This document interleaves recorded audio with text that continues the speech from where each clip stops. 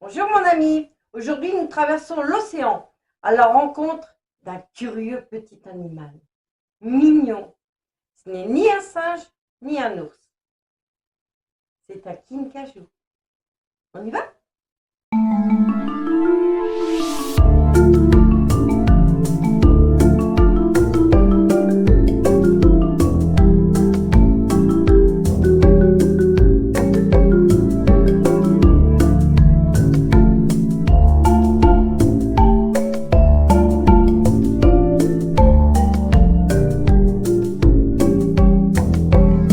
Le kinkajou, on peut aussi dire kinkajou, vit principalement dans les forêts tropicales humides d'Amérique centrale et d'Amérique du Sud. Il préfère les forêts tropicales denses où il peut se déplacer facilement dans les arbres, jusqu'à des hauteurs de 25 mètres. Il n'a vraiment pas le vertige. Il peut parfois être observé dans des zones défrichées, comme les plantations et les jardins, mais il reste principalement un animal arboricole. Il prospère dans des températures comprises entre 23 et 35 degrés, bien qu'il puisse supporter des températures plus fraîches. Il n'aime pas la chaleur excessive.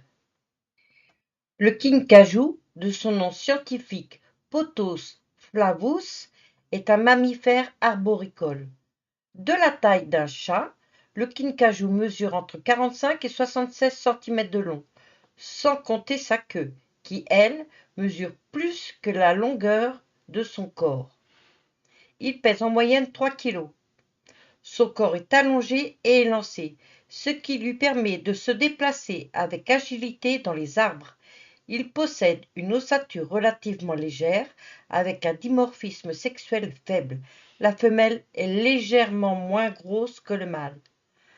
Son pelage est dense, soyeux et légèrement crépus, avec des nuances de beige, brun roussâtre et fauve clair sur le dos, tandis que le ventre présente des variations de blanc et de jaune. Le kinkajou a une queue préhensible, c'est-à-dire qu'il peut s'agripper aux branches avec elle. Elle lui sert de cinquième membre pour se suspendre et se déplacer dans les arbres.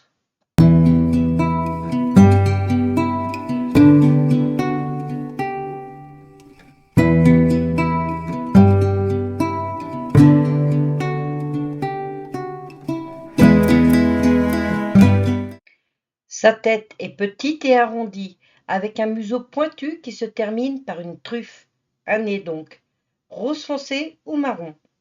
Il a une longue langue d'environ 17 cm.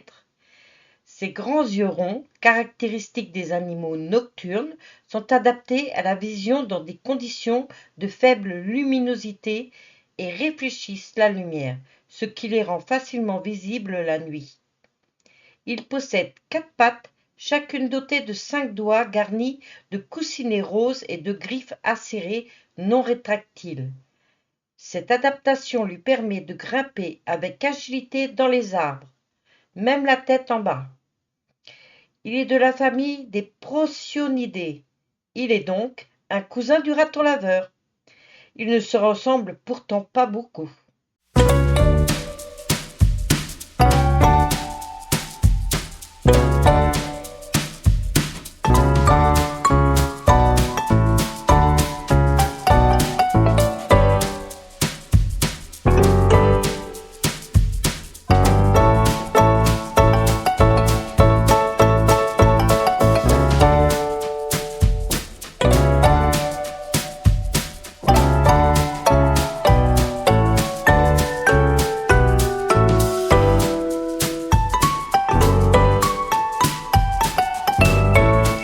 Le kinkajou est assez solitaire, mais ils sont souvent observés en petits groupes.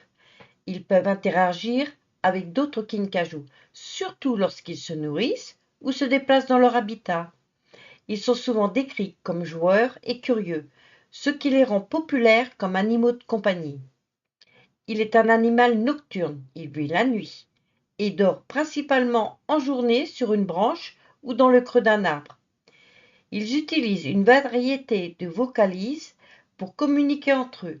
Ces sons peuvent inclure des cris, des grognements et des sifflements. Il peut cracher comme ça un peu comme un chat, lorsqu'il est effrayé ou pour éloigner un adversaire.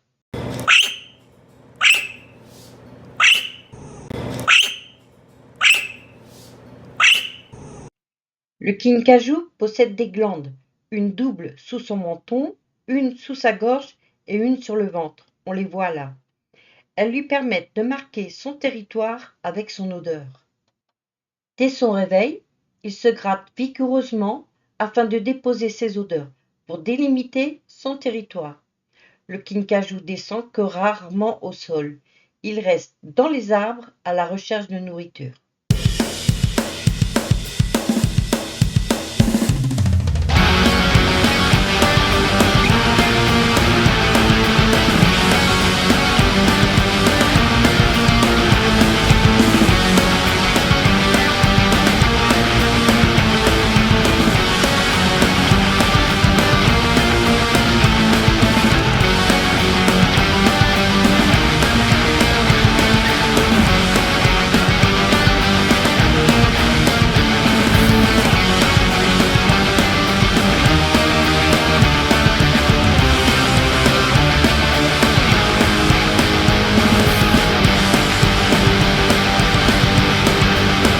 Malgré une dentition de carnivore, le kinkajou est avant tout frugivore. Il consomme une très grande variété de fruits, ce qui constitue une part essentielle de son régime alimentaire. Il se nourrit également de nectar de fleurs. C'est une source importante de sucre pour lui. Sa longue langue lui permet de boire ce nectar, même au fond de fleurs en forme de trompette. En plus des fruits et du nectar, le kinkajou peut consommer des insectes, des œufs, des grenouilles et des fleurs, ce qui lui permet d'obtenir des protéines nécessaires à son régime. Il est aussi très friand de miel, qu'il trouve en plongeant directement sa langue dans les rayons des ruches. Il se nourrit parfois du miel des ruches domestiques, ce qui énerve quelque peu les apiculteurs, car il peut casser les ruches et il mange également des larves et des abeilles. Un apiculteur est une personne qui élève des abeilles afin d'obtenir du miel. Le kinkajou peut se reproduire tout au long de l'année, sans saison des amours spécifiques. Ils font quand même plus de bébés lorsqu'il y a abondance de nourriture. Le mâle peut avoir plusieurs amoureuses et la femelle aura également plusieurs amoureux. On appelle cela un système de reproduction polyandre. Ils ne sont pas très sérieux. Cependant, le couple reste ensemble durant 1 mois, même si madame rencontre d'autres amoureux entre-temps. Bref. La femelle kinkajou sera enceinte durant 115 jours environ, ce qui fait 3 mois et demi. Elle s'installera dans un creux d'arbre. Le bébé, rarement d'œufs, naîtra avec des poils que sur son dos, aveugle et sourd. L'audition viendra vers ses 3 jours et ses yeux s'ouvrent vers 2 semaines environ. Le kinkajou est un mammifère, donc la maman va allaiter son bébé pendant environ 4 mois. Elle le changera de nid assez souvent.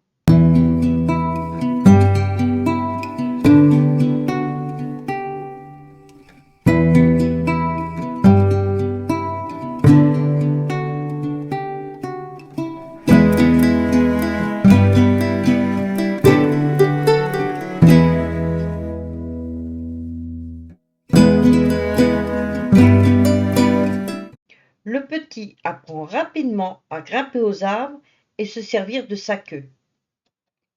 Le jeune reste auprès de sa maman au moins jusqu'à l'âge de 3 ans. Il joue beaucoup avec ses petits frères et sœurs. Il quittera le cocon familial une fois devenu adulte et cherchera son propre territoire s'il est une femelle, mais s'il est un mâle, il restera à proximité de sa famille.